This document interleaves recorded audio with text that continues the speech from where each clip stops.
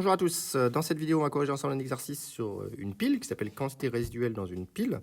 Donc on nous donne une pile schématisée par le schéma bilan de AG plus ZN the plus ZN. Donc ça veut dire qu'on va avoir deux compartiments finalement qui vont contenir dans l'un du AG plus à la concentration C et dans l'autre du ZN2 plus à la concentration C'. Et ensuite, on a les électrodes de première espèce, que sont une électrode métallique d'argent, ici, argent solide, et une électrode métallique de ZN solide. Le tout va être relié par un pont salin, évidemment, ici permettant le passage des ions. Et enfin, on va fermer le circuit extérieur de manière à avoir une pile qui peut débiter du courant. Donc on a des volumes qui sont un petit peu différents. On a 100 ml à gauche et à droite, on a 250 ml. Donc on n'a pas les mêmes volumes de solution. Alors on me demande dans un premier temps d'écrire la réaction de fonctionnement de la pile sans pour autant connaître directement les potentiels de Nernst. Donc on va essayer de faire ça de manière assez intuitive. Donc on a deux couples. On a AG plus AG et Zn2 plus Zn. Donc on va évaluer le potentiel de chacun de ces couples pour connaître qui est la cathode et qui est l'anode. Donc pour le couple 1, on a que E1 est égal à E1 standard plus 0,06 sur 1 log de la concentration en Ag+, tout simplement, puisqu'on a Ag+, plus E- donne Ag, et ici on a Zn2 plus 2E- donne Zn. Et donc là, je peux facilement faire l'application numérique avec une concentration qui vaut 0,18. Ça me fait donc 0,80 plus 0,06 log de 0,18, ce qui me fait 0,76 volts. Et de la même manière, je fais pareil pour le potentiel du couple avec Zn. Alors j'ai un divisé par 2, évidemment. Log de la concentration en Zn2 plus sur C0, ici. Et donc j'obtiens que le potentiel standard, c'est moins 0,76. Ici, alors je pense que j'ai changé la notation de l'énoncé. Hop, je vais tout de suite corriger pour éviter les problèmes dans la suite, puisque dans l'énoncé, E2 correspond à l'argent et E1 au Zn. C'est pas très grave, mais je préfère corriger tout de suite. Donc ça fait moins 0,76 plus 0,03 log de... par contre, je n'ai pas mélangé, c'est C' pour le Zn, donc 0,3. Et donc ça fait moins 0,78 volts. Donc on a que E1 est plus petit que E2. Donc finalement, l'endroit où il y a l'argent va correspondre au pôle plus de la pile. L'endroit où il y a le Zn va correspondre au pôle moins de la pile. Si bien que le courant va circuler du plus vers le moins. Et donc les électrons vont arriver sur l'argent et quitter la demi-pile de Zn de plus. Donc finalement, on a oxydation de Zn. Donc Zn égale Zn2 plus 2E-, et on a réduction d'Ag, puisque ce sont là que les électrons arrivent, donc Ag plus E- égale Ag. Et donc je vais multiplier par 2 celle de l'argent pour obtenir l'équation de bilan. L'équation de bilan, qui est donc Zn solide plus 2Ag plus Aq, égale Zn2 plus Aq plus 2 argent solide. Voilà pour cette équation. Déterminer la constante d'équilibre associée à cette réaction. Bon, bah là, on va tout simplement passer par les delta Rg. Hein. Donc on a ici, ça c'est l'équation 3. Donc je vais écrire les demi-équations 1 et 2 dans le sens de la réduction. Donc 1 c'était pour Zn, donc Zn2 plus 2E- égale Zn. 2 c'est Ag plus E- égale Ag, ce qui me permet à chaque fois d'avoir le delta 1,5 G standard qui est égal à moins 2F E1 standard. Delta 1,5 de G2 standard égale moins F E2 standard. Je prends toujours la même convention dans le sens de la réduction pour ne pas me tromper sur mes delta G. Et donc ici, je m'aperçois que 3, c'est égal à 2 fois 2 moins 1, finalement. Donc, delta Rg3 ronde est égal à 2 fois delta Rg2 rond moins delta Rg1 rond.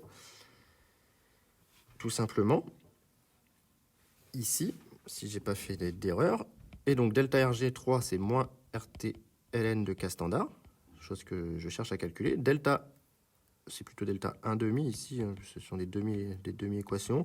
Delta 1 demi G2, on a dit que c'était moins FE, donc ça fait moins 2F E2 standard, et delta 1 demi, ça fait plus du coup 2F E1 standard. On en déduit que ln de K rond est égal, les moins se simplifient, il va nous rester 2F sur RT, facteur de E1 standard moins E2 standard, où E1, encore une fois, c'est le potentiel du couple Zn. Alors j'ai quelque chose qui va être petit, je vérifie, c'est fait E2 moins E1, pardon. Donc ça c'est bien cohérent, j'ai le moins, je divise par moins RT, donc ça fait bien 2F sur moins RT. Et là je vais utiliser l'approximation classique, maintenant on est habitué, qui est que à 25 degrés, eh bien RT ln de 10 sur le Faraday est à peu près égal à 0,06. Et donc si je réécris ln de caron comme log 10 de caron fois ln de 10, je peux faire apparaître ce facteur et j'obtiens que log 10 de K standard est égal à 2 sur 0,06 fois E2 standard moins E1 standard. Et donc j'obtiens que K standard est égal à 10 puissance 2 fois la différence des potentiels standards divisé par 0,06. Et donc ici, avec les valeurs qui sont données, donc E2 c'était l'argent, donc ça fait 0,8 plus 0,76 que l'on multiplie par 2, qu'on divise par 0,06, et donc ça fait 10 puissance 52. Donc la réaction, elle est totale ici, c'est une réaction quantitative de fonctionnement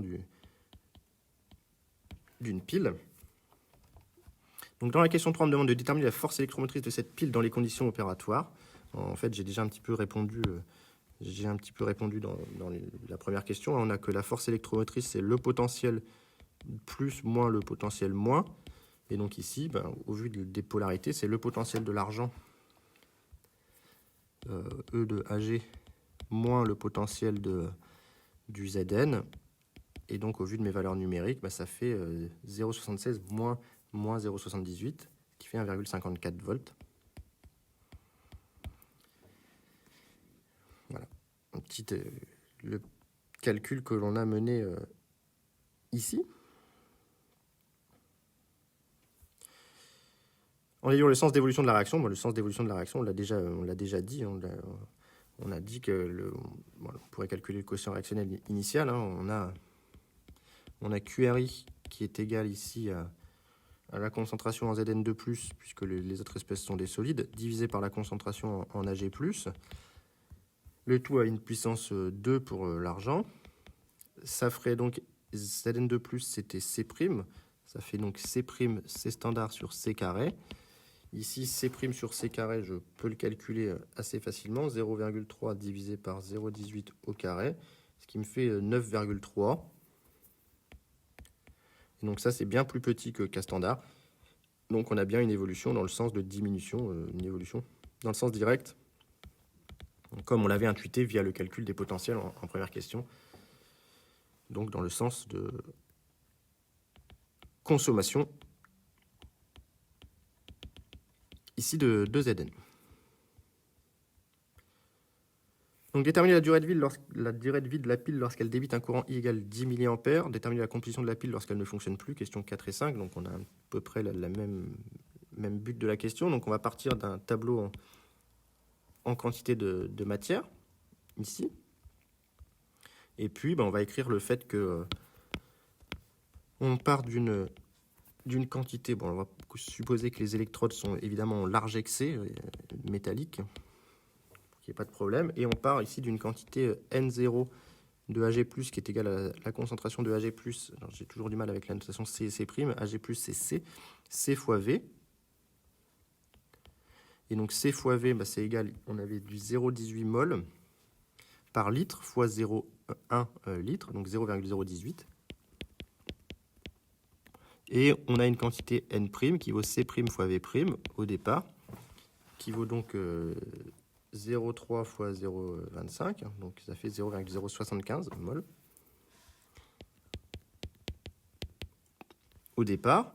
Et donc ensuite, on va avoir du N0 moins 2 xiec égale 0. Et ici, on va avoir du N' plus xiec. Donc on en déduit que xiec est égal à N0 sur 2, donc est égal à 0,009 mol. Donc je pourrais déjà répondre à la question 5 en réalité, puisqu'on peut en déduire N', la quantité finale de Zn2+, qui est égal à N' plus xiec. Donc au vu de ce qu'on a calculé, ça fait 0,084 mol.